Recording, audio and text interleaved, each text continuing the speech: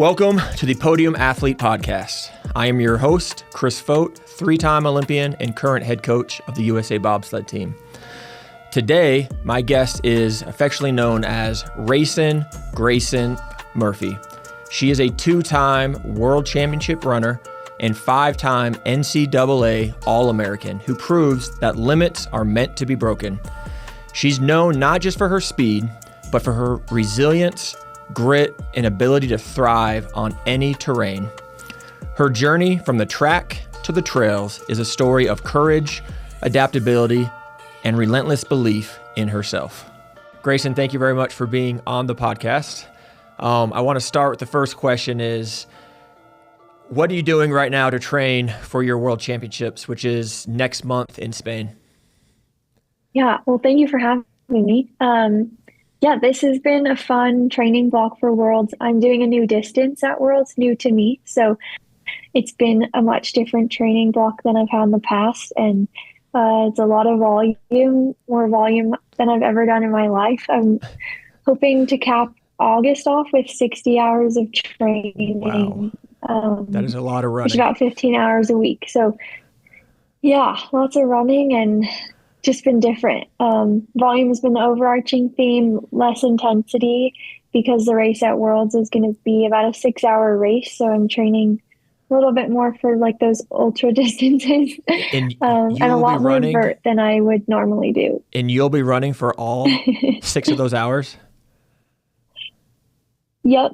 Unless it gets, there might be some pitches that are so steep that you like literally can't run them and you're power hiking, but you'll be moving forward for 6 hours. Okay. So let's talk about, so you're a two-time champion in mountain running. How long are those races normally? Those are between an hour and an hour and a half. Okay. They're short and quick, kind of like a half marathon on the road. So I was a sprinter in college. When you say short and quick, I think like 10 seconds, maybe a 22-second race. An hour and a half does not seem very quick.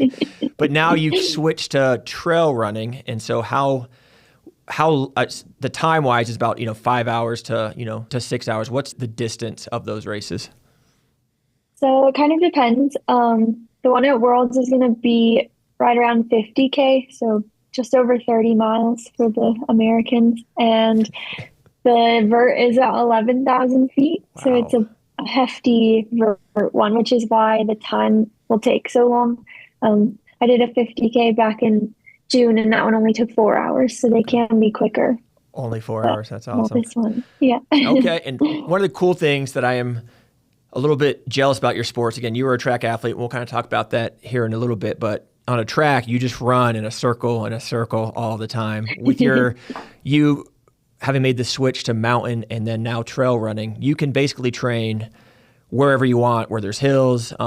Where have you been training at this past year, and what are a few of your favorite places to train at?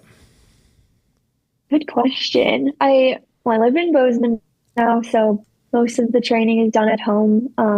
But I do go back home to my birthplace, Salt Lake, quite a bit. So being home to train in the Wasatch is really awesome because we have some sweet mountains out there that I think people are discovering.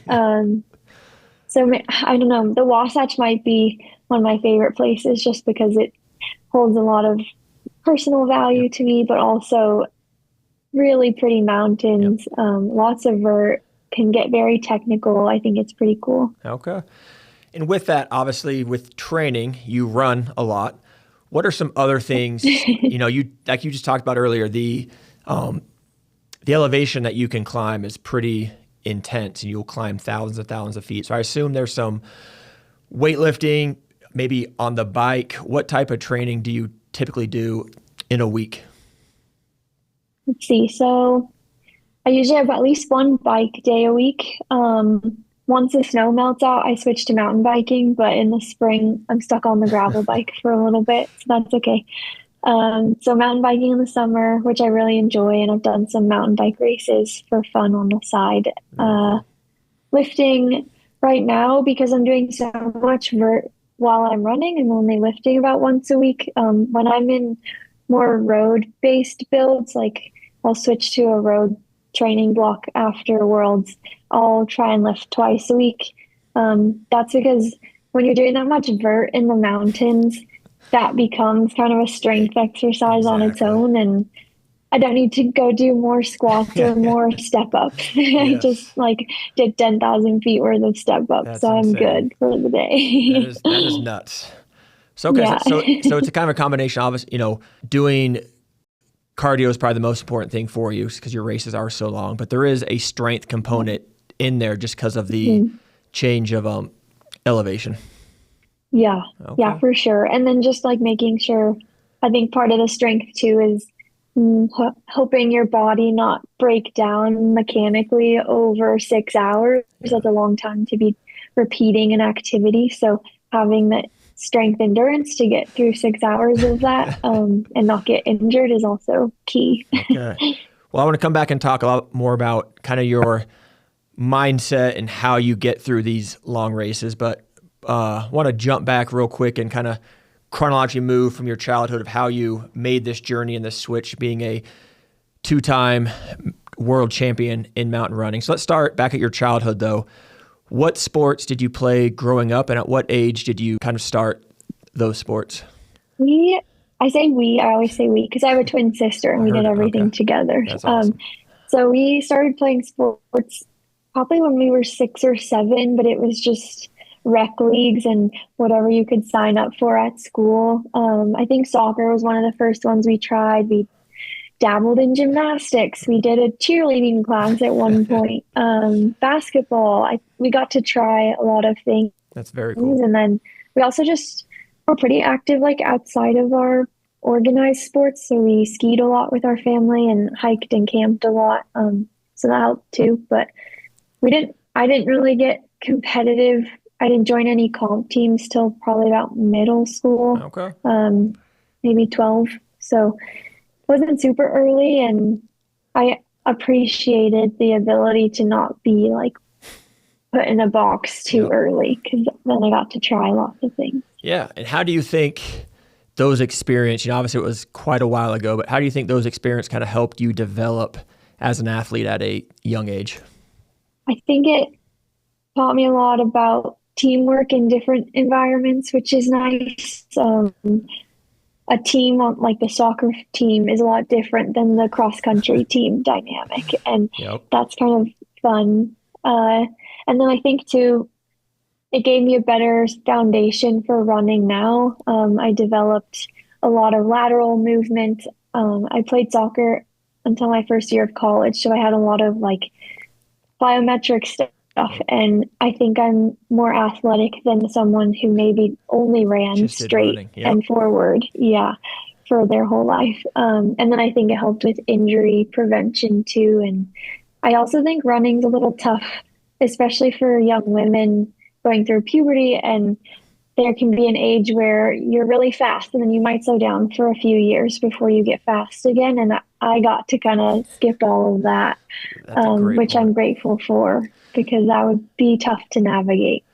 No, I love that you highlight that because I think, there's ways to get improved at a sport or to do it better. And I think obviously when you do that sport, it helps. But I think as a kid, the coordination piece you talked about is absolutely huge of just doing different sports as your body develops and changes as you're getting taller, you're gaining weight, and then you go through puberty and then your body changes even more. Then having that, just like you said, the ability to sprint and then maybe do some distance stuff and some jumping and a lot of stuff that maybe helps you now not get injured as much. And I hadn't really thought of it before. Maybe just having that breadth of sports as a kid just teaches your body that coordination that you need. So as you become more focused on one or two sports, you're more well-rounded. Yeah. Yeah. I Okay. think it gives me more of a toolkit. And then with trail running, especially, I think that comes really in handy because you can need some athletic feats out there Yeah, sometimes. absolutely. So you're 12 or 13 years old, and then you kind of, you quit doing some other sports and focus on, sounds like soccer was your main sport. Yep. So you played that at the club level. You played that through high school, right? Yep. Okay. Yep. Travel teams, a whole bit. Okay. Was there ever a time when you were playing soccer where you maybe you wanted to quit or you didn't think you were, good enough or had a really hard game or a hard season? or were you always a, natural at it and it was always just kind of fun and had a good time? Yeah, I think I was there for the good time, and it did seem like every year I was getting better, and I got to play up like on the older kids team frequently, which was nice. I was all state in high school a Oh, few very cool. times, which felt cool, and had college offers, so it felt like it was progressing mostly linearly. And it wasn't until my first year of college soccer when I ever thought like, yeah, I don't think I'm into this anymore. I think Okay. I'm done. Okay. So Yeah. let's talk about that. So you played through high school, you were all state. Obviously your dream then is to go play college. What college did Yeah. you attend? And tell us a little about that experience your freshman year. So I went to Sweetbriar College in Virginia. It's a small D3 school. Part of it was I was 18 and hadn't really left Utah before, and I was like, I'm getting as far away from here as I possibly can. Yep. So that put me in Virginia, and it was a tough year. I think being a freshman anywhere is kind of hard for the first time. So it was Absolutely. tough being that far away, and it was a whole different part of the country I'd never really seen before, different culture I'd never seen. And then the college running aspect wasn't really what I had hoped it would be. I really had a great time like on my comp team and traveling with my friends, and the college atmosphere, they weren't as good, so that was tough. We had like a very losing record, which was kind of hard. Yeah. And yeah, just kind of was like anticlimactic. Like that's not what I thought this was going to be. Okay. So yeah, that's when I So the decided to end. expectations were different than what you thought. So how was that decision? Did you make that decision with your parents? Did you just kind of make that decision on your own or with the coach out there? Who helped you make that decision where maybe, playing soccer in college was not the path for you after having done it and invested, 8 years of your life in it? Yeah, I think mostly it came from me. My parents are great listeners and they'll listen to me and support whatever I decide, but they've never pushed me one way or another. And they're always kind of happy with whatever I choose and support me, even if it sounds crazy, which when I said I'm going to start running, they were like, what do you mean? Why? Yeah. Why would you do that? But yeah, I think it was mostly for me. And I just realized like, it was kind of a cool moment, actually. I was 18 going on 19, and for the first time realized like I'm in control of my life, actually, and I can choose to do whatever I want. The world is my oyster, so I'm going to pick this fun new adventure of going to California, where I transferred to. And in the process of transferring, I didn't pick that school for running. It had a great engineering program, which is what I studied, but I thought, well, now I don't have a team, and I've been on a team now for the last 10 years. So what am I going to do? How do I make friends? I didn't want to join a sorority. So then I thought, well, maybe I'll go try out, walk on to this track team if they'll let me. It was a D1 track team. So I didn't really think about it at the time, but looking back, I'm like, that was kind of ballsy of me to just walk on to this D1 track team, but it worked out. Especially since you didn't run college at all in high school, right?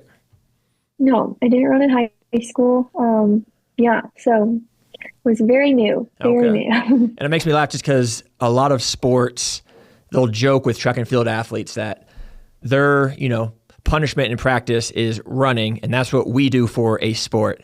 So was there any time, I guess, in high school or in college where you thought maybe you could be good at running? You run a lot in soccer, but it's different. So at what point, whether in high school or in college, did you think that maybe you could be good at track and field?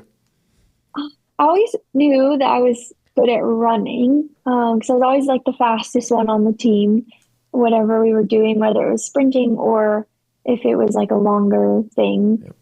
But in high school, I definitely felt bad for the cross country team. I was like, those poor kids that didn't make the soccer team have to go run cross country. That's really funny. But we did do in high school, my sister and I got dared to do a track meet once, and we both did it and ended up qualifying for state. I qualified in like 2 events and thought that was awful. I don't want to do that again. That was so hard. So I kind of knew like, oh, I could be good at it, but I don't enjoy it. So end of story. Like it can't go anywhere if I don't enjoy it. Okay. So then, yeah, when I got to the new team in college, I told them like, here are my 2 times from this random From track 2 years in ago high in high school. school, yeah. Yeah, I don't think I'm that slow. I'll try out if you want. And they didn't even make me try out. I just got to like attend practices and go from there, which was cool. So yeah. No, that's awesome. I think it's great that coaches kind of saw some talent in you and that you were motivated to do it. So you start running track and you go from not liking it in high school. So at what point did you kind of start developing a love for running on that team? It happened pretty quick.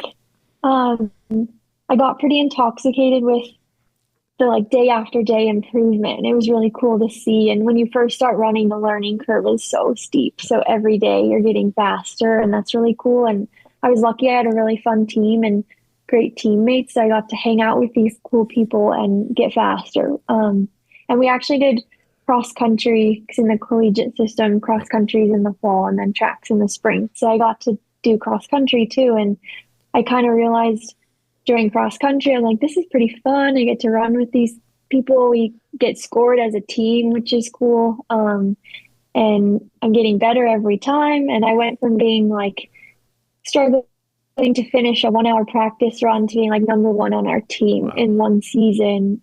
And I was like, wow, like where can I go from here if I made this big of a jump? So yeah, it was a pretty quick time to falling in love with running. Yeah, and let's touch on that a little bit more, because I think part of why I started this podcast and what I'm currently doing is I'm trying to help kids play sports longer, not just for them to be competitive and to learn the sport itself, but I think you've hit on it a couple of times of just how important a team is for kids and how important it is to feel like you're part of, something, you can make friends. And so let's talk about that. What made, outside of just being fun, or maybe that was a huge part, but what else kind of made that team a place that you enjoyed and a place where you felt like you could grow and kind of, be yourself?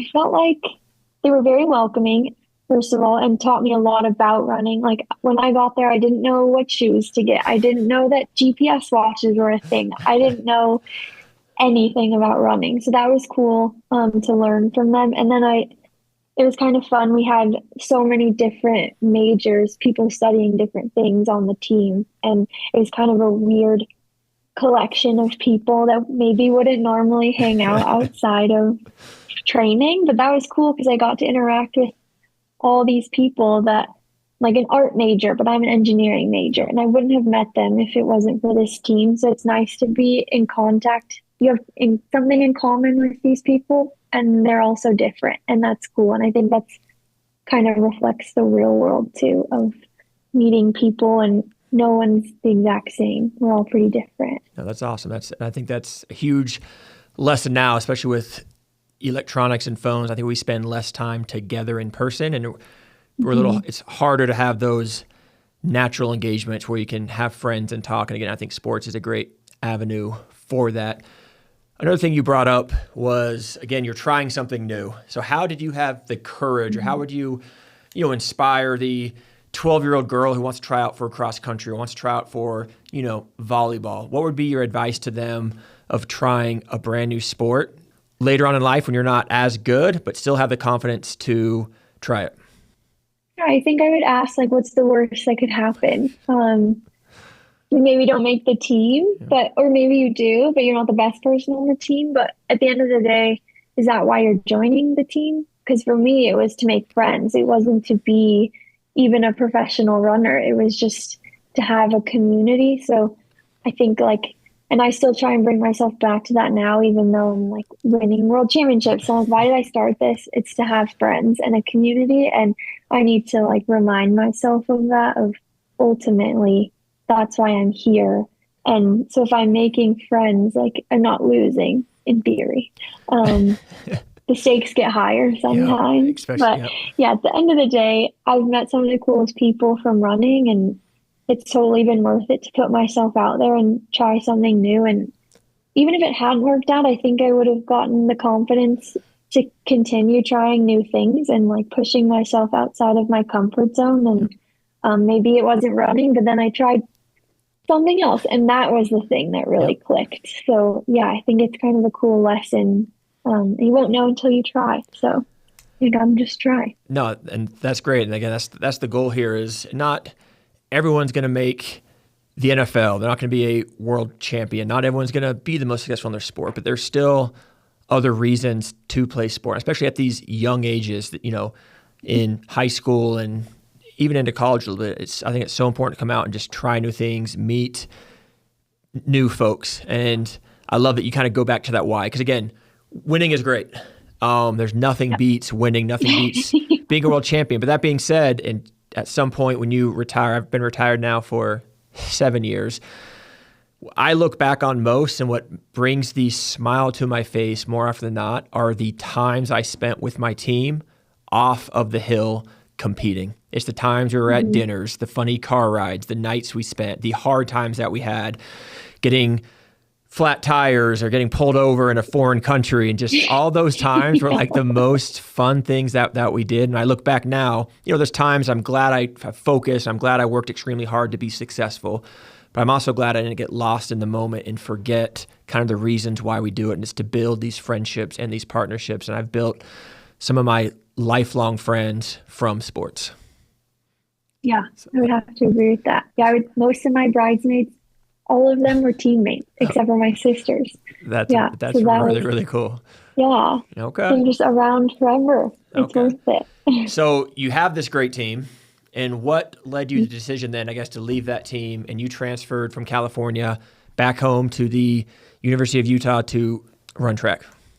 Mhm. What was the reason there? So after 2 years, I had qualified for nationals in two events in 2 years. I was in one event in the first year and then two the second year. So I was like, wow, I'm getting like pretty good at this thing. And I I was on a scholarship at Santa Clara in California, and I thought like this could be a great way to get the rest of my school paid for. And I think that my pocketbook will appreciate this. So I started talking to some other teams. I also, at that point, was like, I think I could get good enough to run professionally, but I'm going to need more of a professional environment at the school. Santa Clara is D1, but they're like a mid-major school, so the funding there is pretty small, and the facilities they don't even have a track. Oh, really? We were using a high school track nearby. Yeah, so Wow. I thought I could use a track that would probably help, and just get in like a system that's more ready to prep me to run professionally. And I ended up picking Utah because I really liked the coach, Coach Kepler. I call him my track dad, and he's still coaching Oh, is he at the really? University of Utah. He's great. And then I also kind of was mitigating some risk management. Like it's a new school, but I grew up just down the street. So like I'm home, my family's there, I kind of have the safety net. So if this risk doesn't pay off, at least I'm in a comfortable place. Yep. And I was getting a scholarship. So that kind of all fell into place, and I ended up at Utah. All that helped. So you were pretty good, and your first 2 years running down there in California. And then you became a 5-time All-American at the University of Utah, Yep. right? So what Mm-hmm. helped you make that change going from running there to when you transferred to the University of Utah to go from, being good, but really going to that next level? I don't know that I did anything different other than consistently continuing to train. Because at Santa Clara, like that was 2 years into my training, and we always talk about training age or like the number of years you've been training for. So I was 2 in training age. So just having like one more year made a big difference in being able to compete with these women that had been running, most of them since they were freshmen in high school, and they have like a 6-year lead on me at this point. So, yeah, I think it was just keeping consistent and doing more and more. And there was no big mileage bump. I ran pretty low mileage all of college, actually. And yeah, consistency is key. I love what you said there. And I think being a coach now, so I'm currently the head coach of the bobsled team. We're getting ready to go to the games here in about 6 months. And I've kind of seen this trend where athletes come in and they're doing well and they're trying to find the next best like workout or what can I do that's different. And I fall back every time to that word you just said. It's being consistent. Consistent training over time. There's nothing. But of course, if you're doing something really wrong, you don't want to consistently do the wrong thing. Yeah. But you were seeing, you were improving and getting better. So you were clearly doing the right things. But that is kind of cool to know that there wasn't some secret training regiment you started doing completely different. So you were doing something wrong beforehand, but it really was just you consistently doing the right things over and over again. And I think it's hard for some kids to understand it because training can be very mundane at times and very boring because you're doing the same basically program every single year. You're training for cross country, then the indoor season, the outdoor season, you get a small break, then you're back to cross country, and you're doing a lot of the same workout. So how did you understand consistency was that important and kind of keep going through the motions all the time? Because running, again, is not the most exciting sport. Yeah, I think seeing the improvement really helped. And even if it wasn't improvement in races, which it was, I felt like every time I raced, I PR'd. So I was definitely a carrot. That helps. You'll just get better every time. I don't do that every time now. Yeah. I've reached a point where that has stopped. But I think that, but seeing improvement in training too, like maybe it's, my base runs are just a little faster now and at the same heart rate. So that means I've gotten better at this, or like this hill used to feel really hard. Now it doesn't feel as hard anymore. Stuff like that. That was kind of nice little things to hold on to along the way. And just embracing the process, which is hard not to get caught up in results. Even now as a pro, it's like, okay, winning isn't the goal. It should be like a process oriented goal. But yeah, just kind of like day in, day out, check the box, get through it, keep going. And it has been worth it. But yeah, even now I still feel like it gets a little mundane sometimes. And with that, it sounds like you and Coach Klepp have a very close relationship. What is one or two of the most important things he kind of taught you there at the University of Utah that has helped you become the runner and have the success that you have had? I think one thing that was pretty important was I mentioned I ran pretty low mileage in college. He really showed me that there's some schools of thought out there, but I think you can be successful not running crazy mileage if you don't have to. And he really showed me like how to be efficient and optimize. If we're only going to run 50 miles a week, let's optimize 50 miles, like 50 quality miles. We don't need to run 100 if 50 of them are going to be really crappy. So focus on what you can do. And I saw results. I was beating women that were running more miles. So that gave me the confidence now, even as a pro, to run probably less miles than some people, just because I can be confident that that's what's right for me. Yep. And I don't need to do someone else's training plan. I can do what works for me and keep moving forward with that and trust that I can be successful that way. That's very cool. And what was the furthest distance you ran in college? Were you a 5,000 meter or did you run the 10K? I did a 10 once. Okay. I did beg to do the 10. Was very cautious because again, like by the end of my career at Utah, my training age was 4. Yep. And he was like, that's still pretty long for only having run for 4 years. Yep. And the 10K on the track beats you up a lot. So Yep. I did beg and I got to run one 10K. Okay. How'd it go? Well, I think I set the school record, Okay. which has since been beaten, but I did set it when I ran it. And then, didn't run it again until I was a pro. Okay.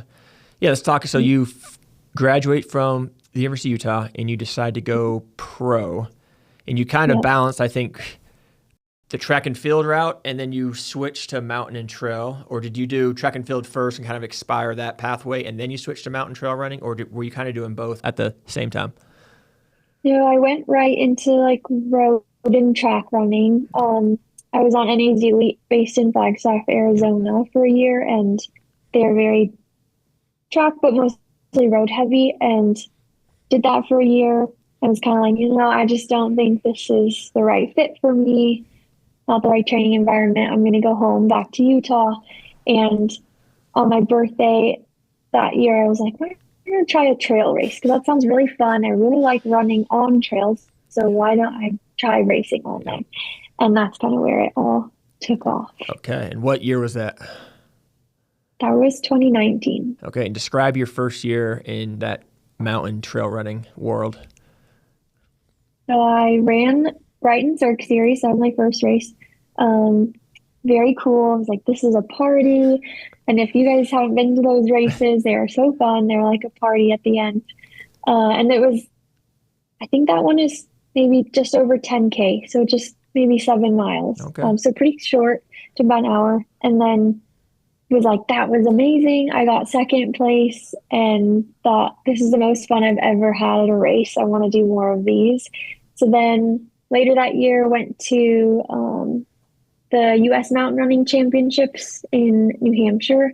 Ended up winning that, which was kind of unexpected. I don't think anyone else thought I was going to win that, and I didn't either. That was cool. And I qualified for world champs there. So then went to world champs in Patagonia a month and a half later and won that. And I definitely don't think anyone had pegged me as the favorite for that race. And that's kind of where it all came to a head and kind of burst onto the international scene. Yeah. So describe that feeling of, you competed in soccer, then you competed in track and field, and this was your first world championship title. What was it like to stand on the podium after that race, and what were kind of the thoughts and feelings that kind of went through your head having achieved that ultimate level of, success? It was really surreal, and I kept thinking, like, this can't, something must have happened. I must have ran the wrong course or the timing chip was wrong. Like, no way, I just won that. And it took a year maybe for it to really settle in. I wish I had been more present or felt more deeply standing on the podium, but it was just such more of a shock that it didn't really sink in while I was there. Yeah, and I'm going to pull that thread just a little bit more because I think you grow up as a relatively normal athlete and you were good. You were a all-American, but I guess what was the transition to realizing that, hey, I could be the best in the world, and how do you kind of overcome feeling like a imposter? You didn't just get lucky, but you actually have the skill and the talent to be a world champ. Good question. And that's probably why it took over a year to come to terms with what had happened, because it did feel like a luck thing. It felt like an imposter thing, like a one-off. And I had gotten some comments too during that time of well, the Kenyans weren't there, so that's why you won. You just got lucky. Or... some excuse why I won. And it was unfortunate that 2020 was the next year, because then everything got canceled and I just got to sit in those feelings for an extra year, and there were no races to really go try again and prove to myself that it wasn't a fluke. So it wasn't until pretty much I won the second title, which was 3 years later, that that's why that one felt so yes, this wasn't a fluke. Yes. And the first one was real, and now I did it again just to make sure. It's very vindicated of all your work that you actually did, belong there. Yeah, and very confidence boosting, and I think it really took till that second title to feel like the first one meant as much as it did. That's amazing just to think about. You're a world champion, and again, just the way people are, you still have those doubts that, creep in of oh, am I actually this good? Was this just a fluke? Is this just a joke? And then having to keep that motivation to keep training just as hard to prove to yourself that it was not. Mm-hmm. Again, that was during those COVID years. So with that, you did kind of take a small dip back into the track and field world, correct, in 2021? Yeah.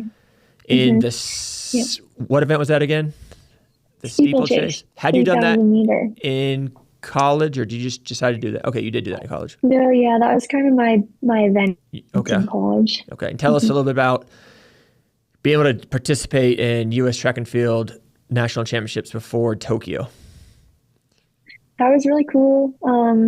I had kind of thought I want to do this because when I first switched to, I hadn't switched. My whole thing this whole time has been I want to do road and track and trail, and I don't want to have to choose because I think in the past you either did one or the other, and there wasn't a lot of crossover, and or trail was kind of your retirement plan once you ran yourself out on the road and the track. And so I moved to trail, but was like, well, I still want to show people I can be fast. Like, I'm still, that fast person is still in me, and I want to go run track trials and see what I can do on the track after having a trail season. So went back, qualified for the steeplechase, ran the Olympic standard, and then missed the team by 4 seconds, which was tough. That's but brutal.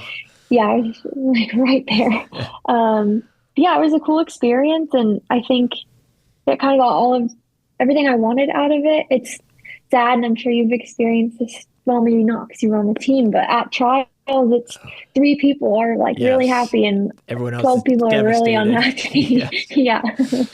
Yeah. So it's not the most fun track meet to participate in if you're not one of the 3. Yep. But yeah, it was cool, and it kind of like for me felt like that was a nice bow to tie on this track chapter, but I'm feeling just more drawn to some other challenges, road and trail stuff, and I don't know that I need to keep doing this. Pursuing that.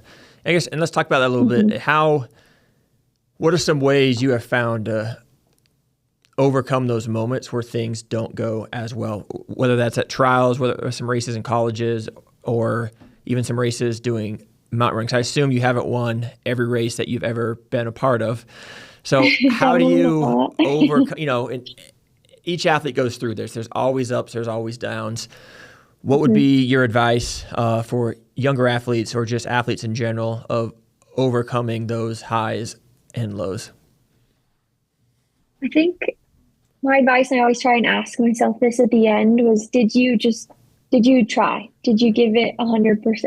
And if the answer to that question is yes, you can't really be upset about what time is next to your name or what that result is. And that's tough when the answer is yes and it wasn't enough to make the Olympic team. And you have to kind of sit with that, like, I just wasn't good enough on the day. But trying to think about all the other good things that did go well with the race and what went into the training for that race and what did you overcome to get to the start line. I think there's like a lot of positive takeaways other than maybe that one thing. And I think it's hard. We shouldn't define success by one thing. It should be a bunch of things that add to it.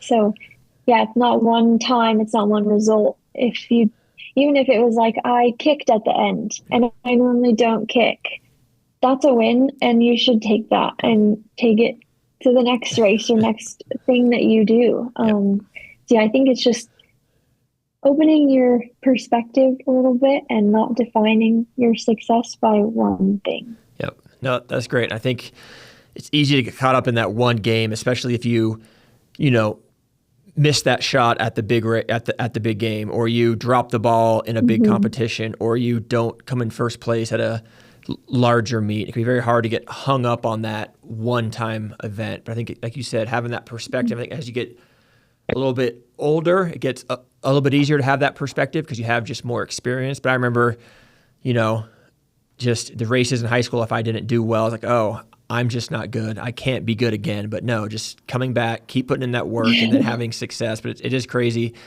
how it's harder to have perspective when you're younger versus as you get older.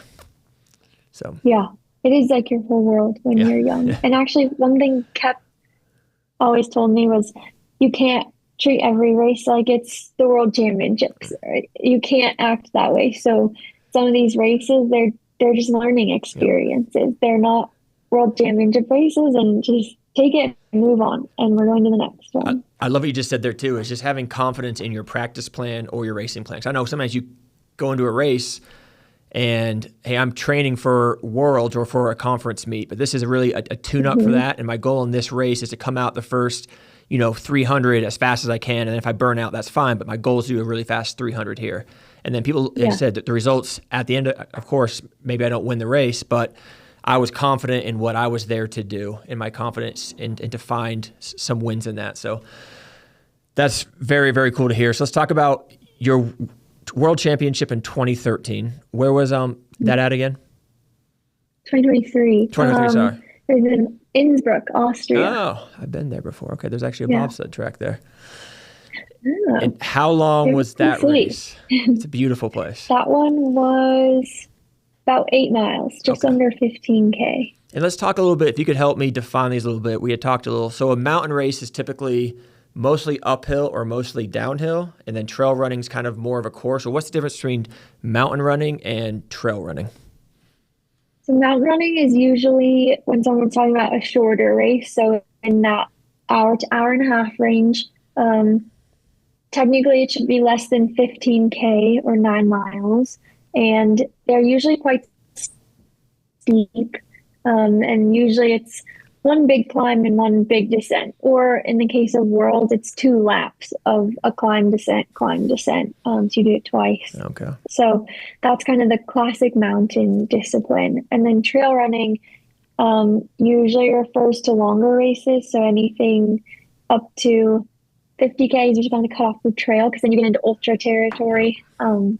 So trail is kind of that. And trail races can be less steep. They can be a little more flowy. You might still have steep parts, but the crux of the race is probably not one single climb. It might be that there's 4 or 5 climbs that you're doing throughout the race. So yeah, that's kind of the nuance of trail and mountain running. Okay. And let's talk a little bit about how important mental strength is in mountain running. That's what you've kind of been doing. We'll talk a little about what you're doing for Worlds, but in track and field, I think you can kind of get into a rhythm because you're going around a track and it's just very consistent. It's flat. Your coach is there marking every 100 meters each lap. You have set times, set splits. On a trail, every course is different. There's some courses, it sounds like, that are very steep, or you're almost crawling on hands and knees. So how important is mental toughness and during those races? Yeah, I almost sometimes feel like now having run track and mountain, sometimes I feel like the mountain races are a little more difficult and more mental toughness is required, because on trail running, it's not like track where you can shut your brain off and just stare at the back of the person in front of you and try not to think. You have to be looking down. You have to be present the whole time, because if it's technical, you're going to fall, and that can't happen. So I think that's tough, because you have to be a little more present in those races and no autopilot. And then the climbs, and with VKs too, I like to say it's like running an 800 meters for 45 minutes. Like that's the sounds the brutal. feeling, of the lactic. And so then it's just getting comfortable with being really uncomfortable and tolerating that pain for a long time, and knowing just get to the top, and then you can have a downhill that's going to be really fun, but you need to get to the top first. So. Has there ever been a time on a track where you just want to quit, or you're just like, I'm done, why am I doing this? You kind of question all of your life's choices, or do you typically stay pretty positive when you're racing? Oh no, yeah. At least once a race, I'm like, why do I do this again? Yeah. Like, why did I elect to do this? Yeah, that's pretty awesome. Yeah. So you switched coaches from Coach Klepp after college, correct? And now you're with a different coach for the mountain running. Yep. Yeah. Now I'm with Rick Floyd.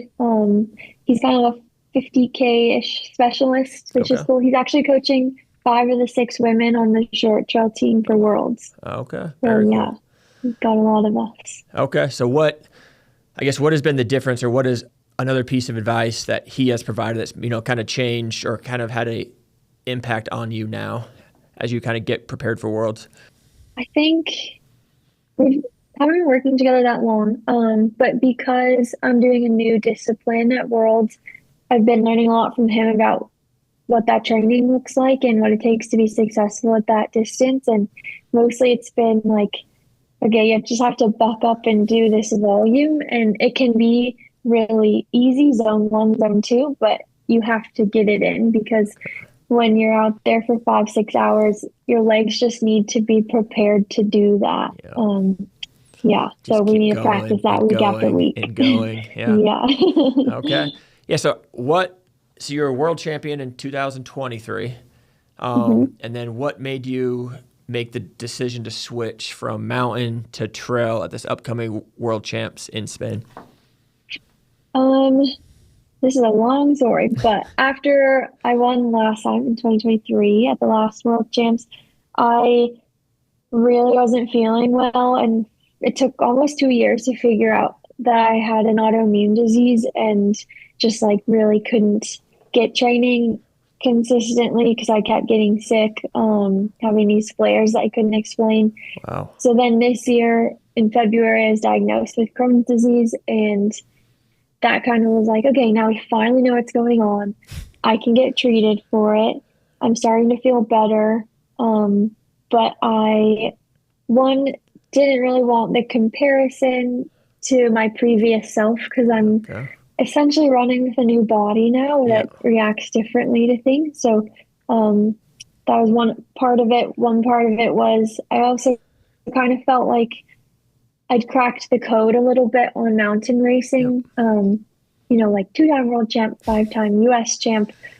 I think I want to try something else, because I think I have figured out how to race this specific race, and I want to challenge myself to grow and try something new. And then the last piece was I kind of noted that the intensity causes a lot of flares. Autoimmune diseases are basically just inflammation in your body, and the intense workouts were causing a lot of inflammation. So I thought, well, what if I switch to the longer team, which is more volume but less intensity, and maybe that will work. So that's my experiment right now. So if I run for an hour, hour and a half, might be better than or harder than running for 5 hours, but because the change in elevation. Okay. Yeah. So that's kind of the things that went into it, and it's been fun. It's been humbling to try a new distance. I bet. New women to race. Some of these people haven't raced before, so that's pretty cool. Learning how to fuel on a run. I've never had to do that before. That's a big part of it. And is that, I guess the two changes then in your mindset, not only you're running further and less intense, you have to be more patient, but also running with Crohn's. I guess how has that changed, whether it's your training, your, diet and your recovery? How has that impacted those three things? It has a lot, I think. I was already gluten-free because I'd known that was a trigger for a long time. But knowing now, too, that I carry my tolerance, I guess, for inflammation is lower now. So I have to be cognizant of that when we're training. And like last week, we did 17 hours. And on Monday, I was like, I think that was too much. I can feel that I'm not clearing this inflammation now. It's sticking around too long. So we need to back off for a couple of days. So being more flexible in training has been one change we've made. I only do one interval workout a week, and before I was doing 2. So that's a change too. And that kind of is a trade-off. It means it takes longer to get fit, but I have more control over doing it slowly and building slowly, which I need. And then during runs, I've started fueling a lot, like while I'm running, even if it's only 90 minutes, I'm fueling during, so that I'm not in as big of a deficit when the run ends that I have to make up for the rest of the day. Because I think, being in the glycogen depleted state, I get in very quickly, and then that's not good at all for training, and it makes me feel like crap. So staying out of that Okay. area has been important too. Okay. And then making a kind of a small transition as you're trying to balance running trail now versus mountain, and you just moved to Montana because you're engaged or married? Engaged? Married. Married. Okay. So you're married, and you've started up a business. Tell us a little bit about how you're balancing training insane amounts of time during the day, trying to be a good spouse, and also trying to kind of run your own thing.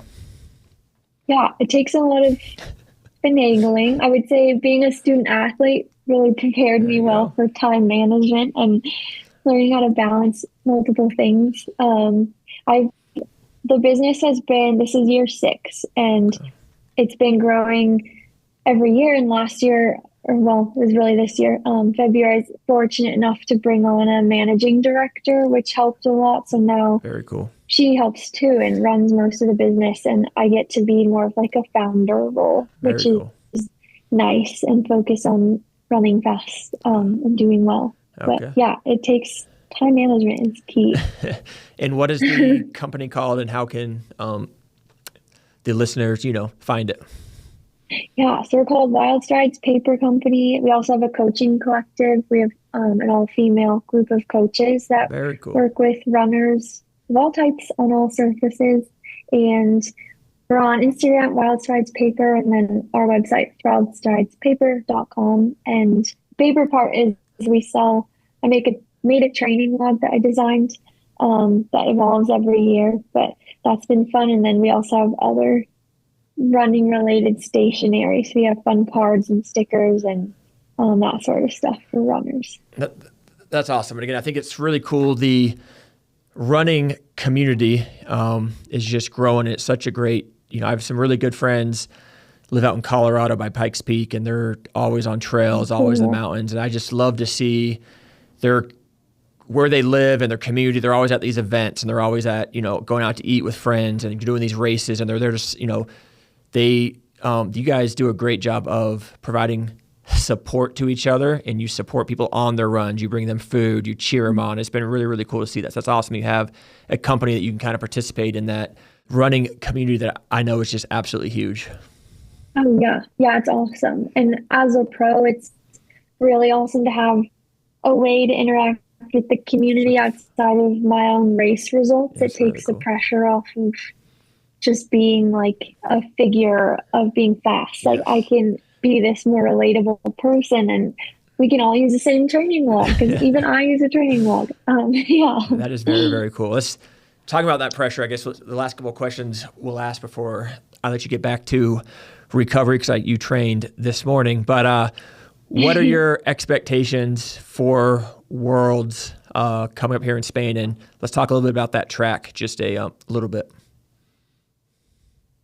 Yeah, I think expectations, I would love to compete for a podium spot. But again, this will only be my third 50K. So I'm still learning a lot about the event and how to race it. And I haven't raced a lot of the women that will be there from other countries. So that will be interesting too, to see like what are their race tactics like, and who's going to go hot, who's going to sit and kick in 50K. Yeah, exactly. So it'll be, I think I'll have a lot to learn, but I'm cautiously optimistic I can throw my hat in the ring at the very least and shake things up and at least make people work for it if they're going to take off.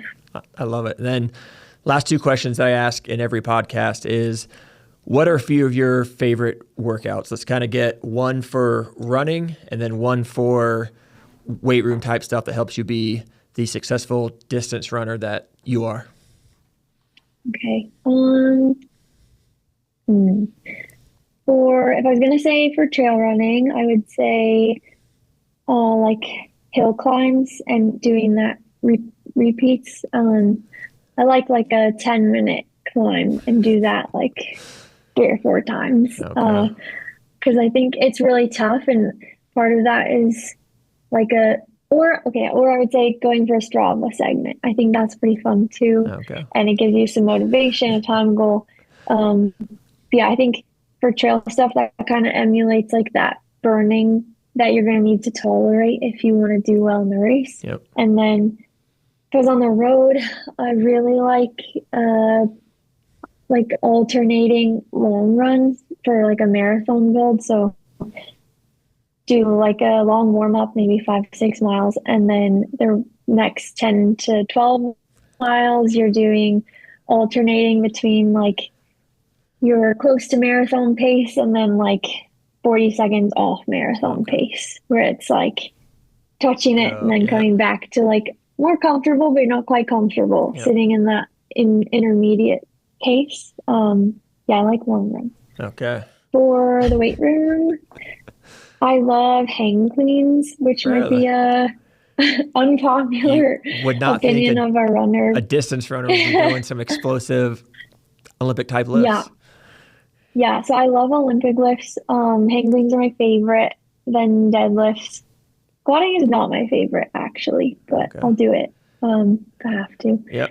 Yeah, I think the hang cleans are fun because they make me feel you're working like your whole body. It's a whole body coordination movement. So I think that's really nice. And it makes me feel like I'm an athlete, which is kind of nice. And you have to be strong, but not in just one spot. Like everything needs to be coordinated together. Well, I think it's really cool you brought that up because, again, I was a track and field runner, and most cross country and distance runners, you don't think of them as lifting a whole lot. Again, you guys are always lean just because of how much time you spend on the roads. But I do think and the top people that I've met that do this type of stuff, they do spend some time in the weight room. I think it's important, just like you said, to be a more holistic athlete. And there is, you don't have to be in there 3-4 days a week doing crazy things, but to get yourself in there once or twice a week even, just to have that foundation of strength. I think it's very cool you brought that up. I think most people don't think that distance runners do a lot of lifting, and it could probably be a little intimidating at times because you go in there again, and you guys by nature are just not going to be throwing around a ton of weight just because you guys are so lean. But again, having the confidence of what you're in there to train and being okay with cleaning 40 kilos or 50 kilos or 60 kilos versus maybe someone next to you who does a different sport's doing 100 kilos. But hey, for me and my sport, this is perfectly fine. Yeah. I'm the one in there next to these huge guys, and I'm cleaning like 20s on each side. And they're like, what are you doing? I love it though. That's like good for me, and for my weight to power ratio, it's great. And I think I do try and lift pretty heavy too. I don't go light on anything. That's very cool. Like I'll max out. So I don't think you should be scared to lift heavy if you're running. That's great. Awesome advice. The last question is, I guess, what advice do you have either for yourself or a kid right now who's doing sports and maybe wants to quit? What is one thing you would tell them to have them keep going, whether that's in the sport they're currently in or to try a new sport? I'd ask them first, why do you feel like you want to quit? Is it pressure, or like, are you just not enjoying it? Because if you're not enjoying it, then I would say go ahead and quit. It's okay. And maybe you'll find your thing like I did. Like I found running, and maybe that's out there for you. You just have to try some things and don't put yourself in a box too early. I think, if kids can specialize, if they cannot specialize, that would be great. I think they should play all the sports, do all the things. And there's time, like there's so much time for you to get specialized in something. So no, I love that you said that. I think that's so important now is, again, I have no problem with eventually, just like you did a lot of sports younger, but then you were 12, 13, you got into junior high, you played more of soccer. I think that is very important. But I think just being comfortable, maybe you tried something, it's not working out, but don't be afraid to try something new and go in there with a positive attitude that, I'm doing this just for fun. I'm doing this for me. I'm not necessarily doing this to win a state championship. I'm doing this because I want to do it and I want to grow and develop as a person. And I think that's very, very powerful for kids to have a home, have that feeling of accomplishing a goal. Yeah. And you have, I don't know, till you're 50 probably to do some really cool, like athletic things. So there's so much time for you out there. And that's another great point is, again, you don't have to quit sports when you're 12 or 13. You can do them like you have switched sports now 3 times later in life. You are not old, but you've switched sport a couple of times. I think that's an important thing is you can still learn new skills and be pretty good at those things and find friends and find kind of your tribe. which is very cool. Cool. Yeah. All right. Well, again, very best of luck to you coming up here at World Championships. We'll be cheering for you. I guess lastly, I'll just say follow your pages, follow your business and your company, and we'll be cheering you on. And those races are what days? September 26th. All right. Is my race. Yeah. So I'll be out there. Thank you for the cheers. Thank you very much, Grayson. All right. Thanks.